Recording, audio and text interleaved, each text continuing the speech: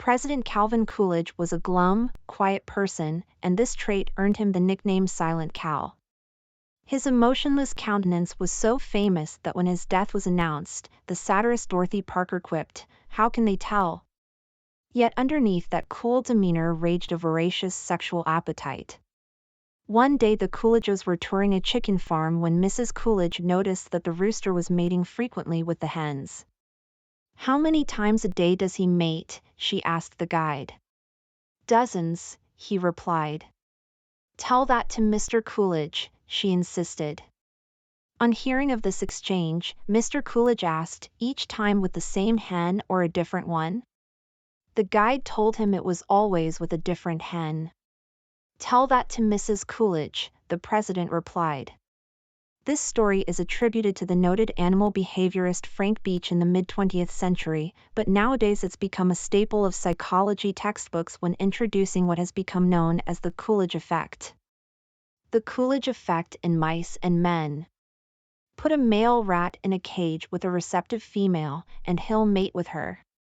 He may even mate with her several times, but he'll soon get bored. Swap her out for a different female, though, and he's ready for action again. In other words, males soon tire of sex with the same female but are quickly aroused again by a new mate. The Coolidge effect has been successfully demonstrated in a wide range of species, at least for males. However, females tend to show much less interest in multiple mates.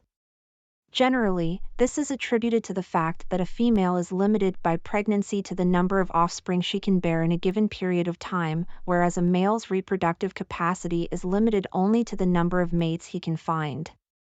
While there's plenty of anecdotal evidence for the Coolidge effect in humans, it's hard to test in the laboratory for obvious ethical reasons. However, if we define the Coolidge effect in terms of an expressed desire for sexual novelty, there may be a way to experimentally verify the Coolidge effect in humans. This is the approach that Albright College psychologist Susan Hughes and her colleagues took in a study they recently published in the Archives of Sexual Behavior. The Coolidge effect in men and women. For this study, the researchers solicited over 600 young adults through Amazon's Mechanical Turk, a website commonly used for collecting data from the general population.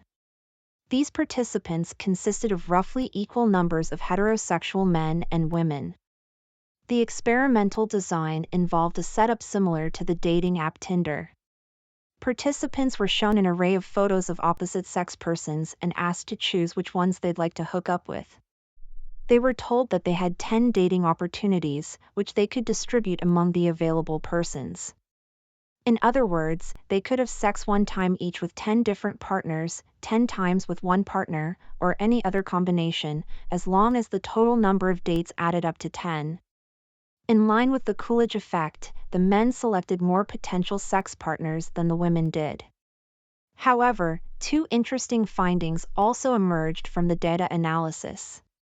First, the women did show some evidence of a Coolidge effect under certain conditions. In most cases, the women allotted all 10 dates to only one or two men. However, when all of the men were highly attractive, the women showed an interest in dating more of them. This finding is in line with evolutionary theories of human mating. That is, people engage in both short and long-term sexual relationships, but the qualities they seek in a partner depend on the type of relationship. Women tend to prefer resources over looks when it comes to long-term partners, but they prefer looks over resources in short-term encounters. Perhaps a wide array of very good-looking men to choose from triggered a short-term mating strategy in this case. Second, as men grow older, their desire for multiple sex partners increases, and they also become less picky about looks, as long as they're young. In other words, older men want more sexual variety than younger men do. Age differences in the Coolidge effect. The authors speculate that these age differences could be due to the fact that men tend to gather more resources as they get older, and they can use these resources to attract more mates than younger men can. Cross-culturally, we see that older men of higher status and greater wealth do attract more mates either as wives or as mistresses.